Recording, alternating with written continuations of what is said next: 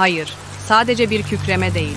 Keskin, ilkel bir haykırış, öfkenin bile ötesinde çok daha korkunç bir şeyle dolu. Mürettebat savaşın ortasında donup kaldı. Hatta korsanlar bile tereddüt etti. Bıçakları havada sallanırken aniden çöken boğucu bir varlığın ağırlığını hissettiler. Bu ses, bu gemiye ait değildi. Bu dünyaya bile ait değildi. Ve sonra karanlığın içinden Harun çıktı. Gemi güvertesinin girişinde duruyordu, solgun fener ışığının önünde bir silüet gibi. Bedeni dimdikti, nefesi yavaş ve derindi. Sağ elinde bir korsanın kesik başını tutuyordu, saçlarından kavrayarak, tüyler ürperten bir zafer nişanesi gibi.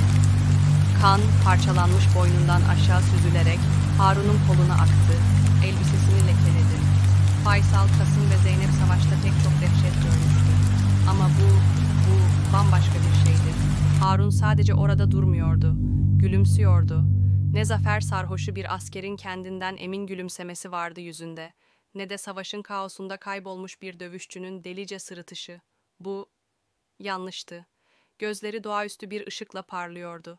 Nefesi, avını yeni bulmuş bir yırtıcı gibi sakin ve kontrollüydü. Kimse konuşmadı, kimse kıpırdamadı. Ve sonra Harun kıkırdadı. Kısık, boğuk bir sesti. Rüzgarın uğultusunun arasında neredeyse duyulmayacak kadar hafif ama sonra büyüdü, yavaş yavaş yükselen, tüm bedenine yayılan titrek bir kahkaha. Omuzları hafifçe sarsılmaya başladı, kahkahası kontrolsüzce içinden taşarken. Zeynep bir adım geri çekildi.